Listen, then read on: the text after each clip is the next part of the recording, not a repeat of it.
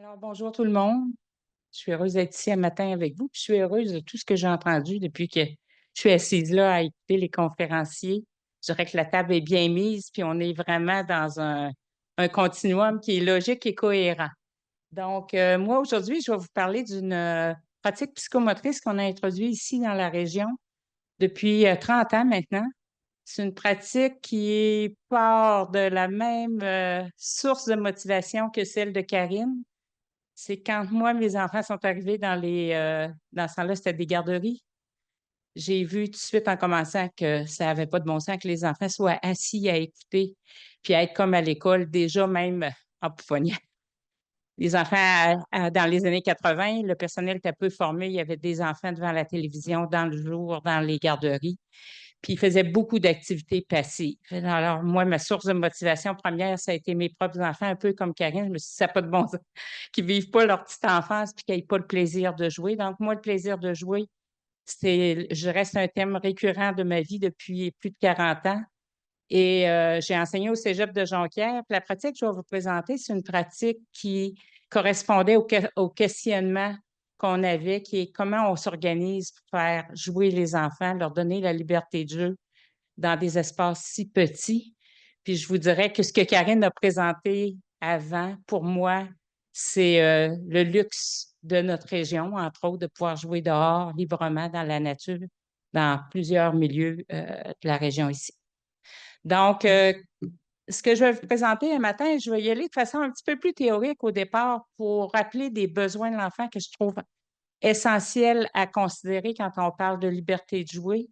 C'est des arguments aussi pour faire des choix pédagogiques importants. Vous avez vu dans ce qui a été dit précédemment, là, comment ça peut être différent comme organisation pédagogique puis comme milieu de vie pour l'enfant. Donc, ces choix-là, ils reposent sur des connaissances qu'on a des besoins des enfants. Je vais essayer de vous résumer ça rapidement un matin. Je vais vous présenter le cadre méthodologique de la pratique psychomotrice au couturier, puis vous allez voir qu'il y a quand même des points forts là, d'ancrage avec ce qui a été dit précédemment. Puis je vais terminer en parlant des facteurs clés qui, pour moi, sont les guides pour amener les enfants à jouer plus librement là, dans nos milieux éducatifs, que ce soit ceux de la petite enfance ou du milieu scolaire. On parle d'un grand temps où les enfants sont à l'école maintenant, même avant l'école, sur l'heure du midi, le soir après l'école. Donc, c'est des temps de jeu là, à protéger pour les enfants. Alors, quand on parle des besoins d'enfants, je suis sûre que tout le monde a déjà vu cette pyramide-là, là, la pyramide de Maslow. Moi, depuis que je le regarde, je dirais dans tous les cadres de référence que j'ai lus, il y a les besoins physiologiques en bas.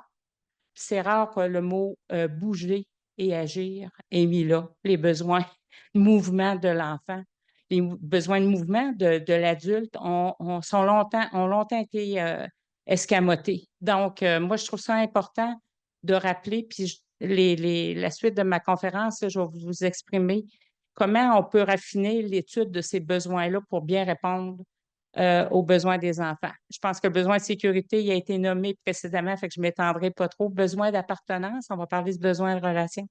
Besoin d'estime, se sentir capable, s'aimer, puis se sentir compétent. Et finalement, le besoin de s'accomplir, de se développer. Chez le jeune enfant, la force de développement, c'est une force qui est très, très forte, qui est très puissante quand on est. On est toutes programmées pour se développer et développer des capacités. Puis il y a des capacités qui sont universelles, qui appartiennent à l'être humain de façon générale. On va appeler ça les habiletés motrices fondamentales. C'est des habiletés, il y en a plusieurs qui sont phylogénétiques. Autrement dit, on est programmé pour les développer, pour les apprendre. On n'a pas besoin de cours pour le savoir, mais on a besoin de pouvoir les exercer. C'est de ça que je vais vous parler un matin. Euh, au niveau des besoins. Au niveau des besoins du corps, il y a quelque chose qui, des fois, on oublie, puis que moi, je trouve important de rappeler, c'est qu'on est tous programmés biologiquement pour se développer. Puis quand on est, notre système nerveux n'est pas nécessairement à point. On a des parties de notre système nerveux qui sont fonctionnelles, qui nous permettent de survivre, mais il y a des parties du système nerveux qui vont maturer progressivement, puis qui vont nous donner accès à des apprentissages, à exercer des nouvelles habiletés. Puis ce processus-là, c'est le processus de myélinisation des cellules nerveuses On est programmé génétiquement pour que ça se fasse. Donc, on n'a pas besoin d'être massé, aimé pour que le processus de myélinisation arrive. Le corps humain est programmé pour ça, mais on a besoin d'être aimé puis d'être bercé et touché. Pour d'autres choses, je vais en parler plus loin. Donc, ce qui est important, c'est que quand l'enfant est prêt, il devient disponible à l'apprentissage. Puis comment on voit qu'il est prêt, c'est qu'il y a du plaisir à s'exercer. Plaisir égale jeu. Karine en a parlé tantôt. Le jeu, c'est, je dirais, le travail de l'enfant, c'est sa vie pour se développer. Alors, important aussi, des fois, on prend des groupes d'enfants, puis ils ont 4 ans, ils ont 3 ans, mais entre des enfants de 3 ans dans un même groupe, des fois, il y a 11 mois d'écart d'âge. Puis, plus l'enfant est jeune, plus le facteur de maturation biologique est un facteur important à considérer dans son développement. Donc, ça peut arriver que tu aies un 3 ans qui n'est pas capable de faire quelque chose, pas parce qu'il n'est pas bon, juste parce qu'il n'est pas prêt. On attend un peu, on lui donne la chance de s'exercer, de découvrir ses possibilités, puis il va y arriver. Donc, dans la protection du sentiment de compétence de l'enfant, il y a beaucoup dans les attentes de l'adulte. Ce n'est pas parce qu'ils ont 3 ans, qu'ils sont dans un groupe de 3 ans, qu'ils sont tous capables de faire la même chose. Puis ça va nous amener à avoir des pédagogies plus différenciées, des façons de faire avec les enfants. Puis autant Christine et David, autant Karine l'ont parlé avant, l'importance qu'on donne de la place à la diversité des parcours et des expériences chez l'enfant. Alors, bouger, agir, manipuler, c'est fondamental au développement de l'enfant, c'est fondamental au développement de l'être humain, c'est fondamental à l'enfant. Plus il est jeune, plus c'est important. Donc, des enfants assis à regarder, à être spectateurs, patrouille et autres, c'est pas comme ça que l'enfant se développe et apprend. L'enfant a besoin de bouger, manipuler pour apprendre. Puis il faut concevoir des environnements éducatifs qui permettent aux enfants de s'exercer, d'explorer activement. Une autre chose qui est importante de se rappeler, c'est jusqu'à 7 ans, l'enfant, il n'a pas besoin de savoir qu'il y a le Kilimandjaro en Afrique, il a besoin de savoir qu'il existe comme personne indépendante des autres, puis de découvrir ses propres capacités. Fait que construction des bases de son identité, c'est avant 7 ans, ça. Et ça se fait par l'exercice de notre premier outil qui est notre corps. Donc, aussi, dans le mouvement, on sépare souvent les choses, le corps, le mental, l'affectif, le social, mais c'est pas comme ça qu'on se développe. On se développe globalement, puis on se développe, nos composantes interagissent les unes avec les autres pour se construire. Entre autres, au niveau de la construction de la pensée chez le jeune enfant, il faut se rappeler que de 0 à 2 ans, l'enfant agit pour penser. Il laisse tomber la cuillère, il voit ce que ça donne, comprend quelque chose, il leur laisse tomber, maman est fâchée, on regarde la cuillère sur la table, comprend que quand il laisse tomber la cuillère, ça fait quelque chose, puis qu'en plus, maman n'est pas contente. Donc, il agit, il constate, il observe, puis il intègre, tranquillement, pas vite. De 2 à 5 ans, on dit qu'il pense en agissant. Donc, il fait des choses, ça lui donne des idées, il se rappelle des choses qu'il a vues ou qu'il a entendues ou qu'il a faites avant, puis il construit, il élabore son jeu comme ça. Donc, il pense en faisant. Et ça donne la place au jeu symbolique qui est si important pendant la petite enfance. Faire comme si on préparait des cocktails pour la visite, faire comme si on cuisinait quelque chose pour nos amis, faire comme si on était un pompier, faire comme si. Et finalement, vers 7 ans, l'enfant commence à être capable de penser sans agir. Ça veut dire que, comme vous faites là, assis, j'entends quelque chose, puis je suis capable de me faire dans ma tête une histoire, faire des liens avec l'expérience que j'ai. Il commence, là, c'est pas comme une crêpe qu'on tourne dans une poêle, il commence, c'est tranquillement, pas vite, il commence. C'est pour ça que au primaire, par exemple, on a beaucoup de la pédagogie qui est appuyée sur des manipulations, sur des expériences. Donc, l'enfant a besoin de bouger et d'agir, particulièrement pendant la petite enfance, pour construire sa pensée. Il a besoin de sécurité, on en a parlé, puis je ne m'étendrai pas parce que je trouve que Karine a bien expliqué l'idée du concept de la sécurité bien dosée, être capable de prendre des risques. Donc, besoin de sécurité physique, je dirais qu'on est dans un monde où on est hyper normé, particulièrement dans les milieux de la petite enfance, où on essaie d'éliminer tous les dangers. Puis c'est vrai qu'il faut éliminer les dangers, mais il faut laisser la place aux enfants à prendre des risques acceptables. Et moi, ça fait partie de ce que j'ai toujours trouvé parce que quand on bouge puis qu'on agit, puis qu'on laisse explorer l'enfant, forcément, il va prendre des risques à sa mesure, à sa hauteur. Au niveau affectif, ce qui est important, c'est la stabilité de l'environnement. Donc, des personnes stables, une organisation physique matérielle qui est assez stable et une certaine routine de vie. Parce que l'enfant, le jeune enfant, plus il est jeune, moins il est capable de prévoir ce qui s'en vient. Donc, plus il a besoin d'avoir des points de repère constants dans sa routine. Donc, il est accueilli le matin. Après ça, on va jouer à l'extérieur, on prend la collation à l'extérieur, on rentre, on a un temps de jeu, on dîne, on fait un dodo et papa, maman reviennent me chercher. Donc, il y a une routine qui fait que l'enfant est capable d'une certaine prévisibilité puis qui calme l'anxiété des enfants aussi. Quand ils sont incapables de prévoir, c'est comme nous, on devient très anxieux. Aussi, l'enfant a besoin de relations. Ça, toutes les recherches le montrent. L'enfant a besoin d'une présence de qualité, une présence d'adulte. Il faut qu'il sache qu'il puisse se référer à quelqu'un s'il a besoin d'aide. Il a besoin d'interaction pour se construire. L'enfant a besoin d'appartenir à un groupe, donc il a besoin de relations avec les pairs. C'est peut-être les défis de la famille moderne, surtout quand les familles, là, il y a un seul enfant. Donc, c'est d'amener l'enfant à pouvoir côtoyer d'autres enfants de son âge, mais aussi d'âge différent du sien, parce qu'on apprend beaucoup de l'expérience des autres, qu'ils soient plus jeunes que nous ou plus vieux que nous. Et finalement, je veux vous rappeler que puisque l'enfant met à peu près 5-6 ans à construire sa propre identité, à reconnaître qu'il est une personne à part entière, il y a de la difficulté pendant la petite enfance à penser l'autre. Penser l'autre, c'est être capable de partager, être capable de comprendre que l'autre peut avoir des besoins similaires aux miens. Donc, s'il y a de la misère à penser l'autre, il a besoin d'aide pour vivre avec les autres. D'où l'importance, dans mon titre, j'ai dit qu'il fallait un adulte bien organisé. D'où l'importance d'avoir une présence adulte, aimante, capable d'aider l'enfant là où il est rendu dans son développement. Surtout au plan social, moi, j'ai toujours dit que c'est un défi immense pour les enfants de moins de 6 ans de vivre en groupe. Donc, ils ont besoin d'aide pour bien vivre ensemble. Puis nous autres aussi, adultes, des fois, on a encore besoin d'aide pour bien vivre ensemble. Je dirais que c'est un défi de la société moderne.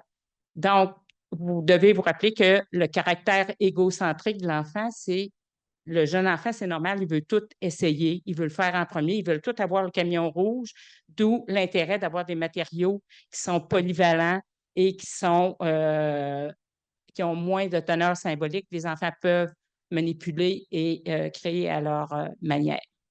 Les enfants ont besoin de construire leur estime personnelle, puis pour ça, ils ont besoin d'être vus, entendus, reconnus, puis je dirais être aimés. Et ça, c'est la qualité de la relation adulte-enfant. Donc, c'est la qualité du milieu. Et dans les environnements favorables, moi, une chose que je reproche au discours actuel, c'est que souvent, on parle des environnements matériels et physiques, puis on oublie l'humain. Et l'humain, selon moi, c'est ce qui est le plus important. Parce qu'on a vu dans l'expérience que Karine a montrée du jeu extérieur, du jeu en milieu naturel, les enfants n'ont pas besoin de choses que ça pour s'amuser et jouer. Finalement, protéger le besoin d'estime des enfants, ben, je pense que Marie-Christine, David ont bien mis ça en évidence dans le sens du plaisir puis d'avoir des défis adaptés à chacun. Et c'est l'idée du jeu même, ça, le plaisir. Le plaisir de jouer, là, quand on parle d'un jeu, le Scrabble, c'est un jeu pour ceux qui aiment jouer avec les mots. Pour les autres, c'est un exercice de vocabulaire et de grammaire. Il y a beaucoup de monde qui n'aime pas jouer au Scrabble. Donc, jouer, l'idée du jeu même, c'est l'idée du plaisir d'agir. Donc, le jeu libre, pour moi, c'est le jeu qui naît du désir de l'enfant d'agir et d'explorer. C'est celui-là qui est le jeu libre. C'est pas un jeu où l'adulte ne mène plus, c'est pas juste ça. C'est un jeu où l'adulte est présent, mais qui donne de la place à l'enfant pour créer, pour explorer.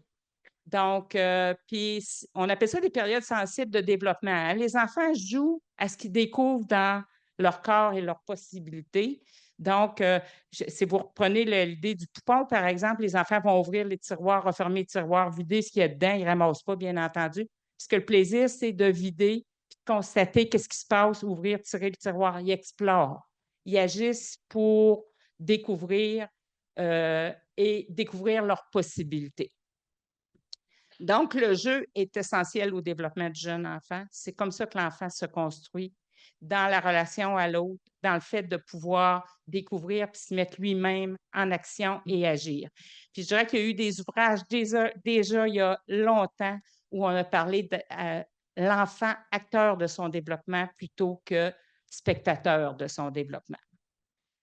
Je vous rappelle aussi que dans l'évolution du jeu chez l'enfant, le jeu en gang, là, puis en groupe organisé avec un chef, c'est deuxième cycle du primaire. Ça.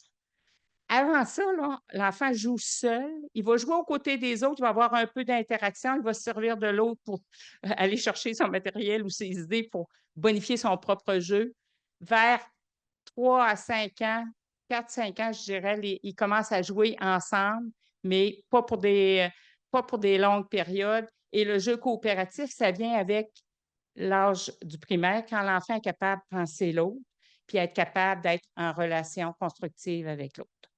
Donc, nous, on a cherché une pratique, puis je vous dirais, moi, c'est pas une pratique, comment je dirais, c'est pas la seule manière de faire bouger les enfants, j'aurais pas cette prétention-là. Le jeu extérieur, pour moi, l'environnement extérieur, c'est le meilleur environnement pour donner de la place aux enfants pour jouer. Mais dans le contexte du Québec, dans le contexte des écoles et des CPE du Québec, des services éducatifs à la petite enfance, bien, force est de penser qu'il faut faire bouger les enfants à l'intérieur. Puis nous, au Cégep de Jonquière, on s'est demandé, mais comment on va faire ça? On a commencé ce questionnement-là en 1985 et la pratique que je vais vous présenter est établie dans la région ici depuis 30 ans. Elle s'est établie progressivement, pas tout d'un coup. Contamination d'un milieu à l'autre. On a près de 1000 personnes de formées au Québec actuellement pour faire cette pratique-là. Puis dans la région ici, l'état de la situation, c'est à peu près 60-70 des milieux éducatifs qui ont des salles de psychomotricité aménagées spécifiquement pour cette pratique-là. Donc, pratique au couturier, d'abord, c'est un auteur, Bernard Aucouturier, un psychomotricien français, qui a développé cette pratique-là. Lui, il était éducateur physique de formation, puis il travaillait avec des enfants de l'après-Deuxième Guerre mondiale. Fait, vous pouvez penser que les petits Français, c'était des enfants qui étaient traumatisés, qui avaient vécu le traumatisme sévère de la guerre. Puis aujourd'hui, on nomme ça, mais dans le temps, ce n'était pas nommé, mais il rencontrait des enfants qui avaient des difficultés à jouer puis des difficultés à se développer. Donc, il a inventé une pratique, en regardant les enfants jouer, il a inventé une pratique qui est basée sur le parcours de maturation de l'enfant. Ça veut dire que l'enfant, il va passer du jeu sensorimoteur. Tantôt, je vous ai dit, il agit, jeu sensorimoteur. Il agit, il agit et il pense en agissant, c'est le jeu symbolique, vers la représentation, la capacité de penser sans agir. Donc, cette pratique-là nous a intéressés parce qu'on trouvait qu'elle correspondait à ce qu'on connaissait des besoins des jeunes enfants, puis on pensait qu'elle était facilement implantable dans les milieux éducatifs du Québec. Donc, les caractéristiques, c'est qu'elle est adaptée aux besoins des enfants dès qu'ils sont locomoteurs, vers 8-10 mois, jusqu'à 7-8 ans. Elle se vit dans une salle qui est aménagée de façon spécifique, puis un seul aménagement. On ne change pas l'aménagement toutes les fois. Il y a, comme vous voyez sur la diapositive, il y a des blocs mousse, il y a du matériel pour grimper, sauter, rouler, les grandes habiletés motrices de base. Puis, ça dure à peu près 1 heure. Là, la séance est construite pour que ça dure à peu près 1 heure. Et les enfants jouissent d'un espace où ils peuvent se laisser aller à jouer librement. Et ils sont accompagnés et encadrés par un adulte pour ce faire. Donc, ils ne sont pas laissés à eux-mêmes. Vous avez des images de la séance. Fait que vous voyez les blocs mousse. Les blocs mousse, on construit un mur ou une structure qui est à démolir en commençant par les enfants. On appelle ça le temps de libération de l'énergie. Puis, spontanément, un peu comme quand les enfants sortent à l'extérieur, ils se mettent à courir, à sauter, à grimper, à rouler, pour expérimenter leur corps et le plaisir du jeu sensorimoteur. Tranquillement, pas vite, l'énergie baisse, puis ils se mettent à penser en agissant, puis ils en viennent au jeu symbolique, avec du matériel qui est non représentatif. Fait que vous voyez, il y a des tissus. Tout ce qu'on offre à l'enfant, c'est des tissus. Il n'y a pas de poupée, toutou, il n'y a rien de ça dans la salle. Et finalement, on finit toujours par une histoire courte qui est racontée aux enfants, puis on les invite après à faire un dessin libre. Donc, c'est à peu près les étapes de la séance. Puis quand je vous parlais d'une routine, un rituel, c'est toujours cette routine-là que les enfants font. Mais là où ils ont de l'espace de création, puis pour jouer, c'est dans les étapes de libération d'énergie, de jeu sensorimoteur, dans c'est l'état majeur de la séance, là, et le jeu symbolique. Et ils passent, c'est pas l'adulte qui décide quand il passe d'un à l'autre. Il y a des enfants qui vont faire juste jeu sensorimoteur pendant des séances entières parce qu'ils ont besoin de ça. Mais c'est l'enfant qui glisse tranquillement, pas vite, d'une situation de jeu à l'autre en fonction de ses besoins et de son développement. Donc, des séances construites pour passer du plaisir d'agir au plaisir de penser l'agir et au plaisir de penser, du jeu sensorimoteur au jeu symbolique, à l'activité de représentation. Et les adultes qui travaillent avec des jeunes enfants sont toujours étonnés que quand on parle de jeux actifs, ils ne font pas du jogging, les enfants. Là. Tranquillement, pas vite, au début, ils courent, ils libèrent l'énergie, puis ils en viennent à imaginer des jeux puis à créer des scénarios de jeu qui est le jeu symbolique. Et je vous dirais qu'on a adapté cette pratique-là en gymnase, puis les éducateurs physiques voient ça aussi. À un moment donné, les tapis deviennent des civières, il y a un espace où va devenir un hôpital. Les enfants transforment le matériel pour en faire quelque chose qui est représentatif et significatif pour eux. On va aller au Je vais vous présenter une petite vidéo qui a été tournée à l'École Saint-Pierre à Alma. C'est une enseignante qui fait cette pratique-là avec des enfants de maternelle. C'est le site Internet. Non, on recule. OK. Il faut que tu sortes du plein écran, je pense, Tommy.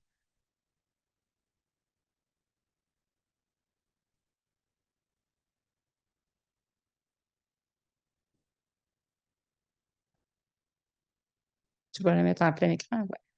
OK.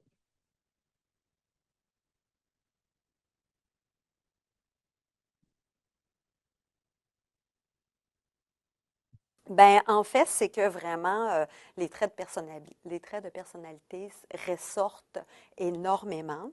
À travers les séances, les enfants sont véritablement eux-mêmes. Donc, ils ne portent aucun masque, ils sont totalement libres de leurs actions.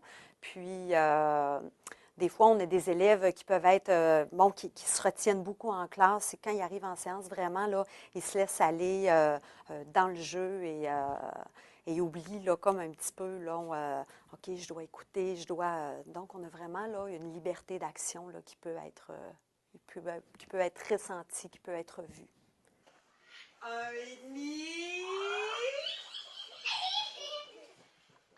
2, 3. Dans la séance, chacun fait vraiment ce qu'il veut, comme il le veut.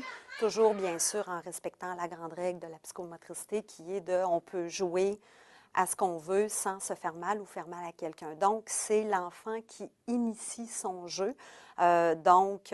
S'il a envie d'être un peu plus calme, s'il a envie d'être plus actif, si l'enfant a le goût d'aller rechercher une relation avec les autres, il le fait. S'il a plus le goût de s'amuser dans les tissus, puis de vivre plus un moment de solitude. Donc, c'est vraiment l'enfant qui vit sa séance selon son ressenti personnel.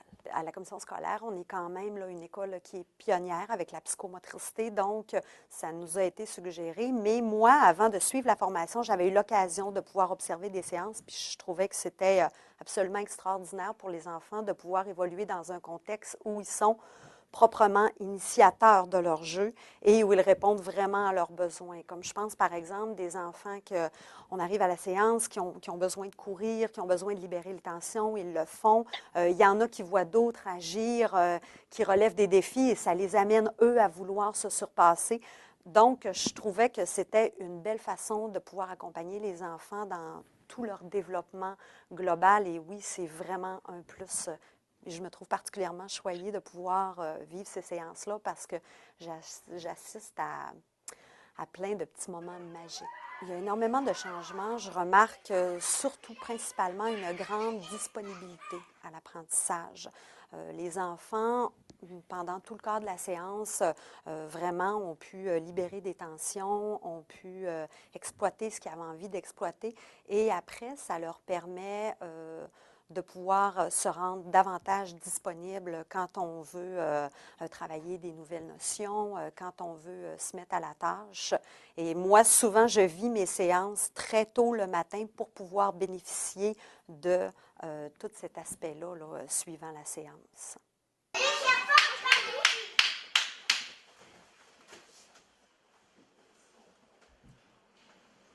Jusqu'au prochain frappement de main, tu bouges au ralenti.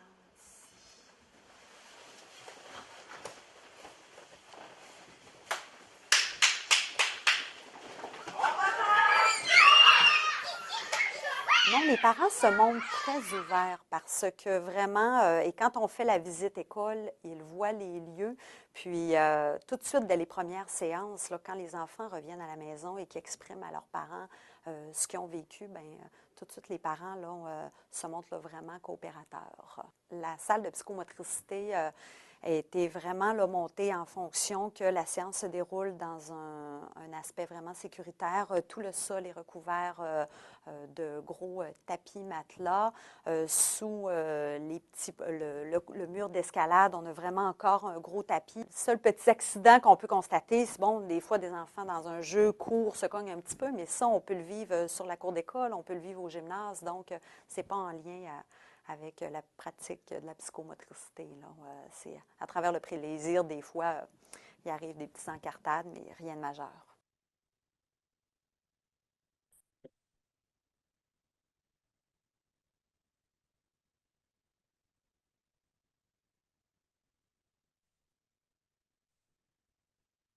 On met ça en plein écran.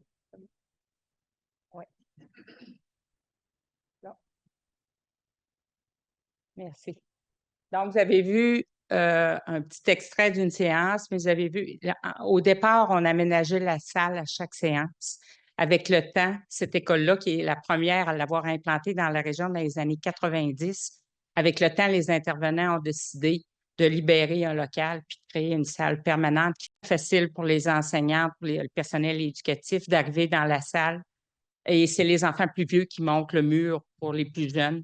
Et c'est un privilège des classes de sixième année de refaire la salle pour quand les enfants ont fini de jouer. Vous avez vu que les enfants jouent pieds nus, donc pour un meilleur contact avec le sol, puis aussi pour éviter les accidents avec les espadrilles. Donc, les enfants jouent pieds nus.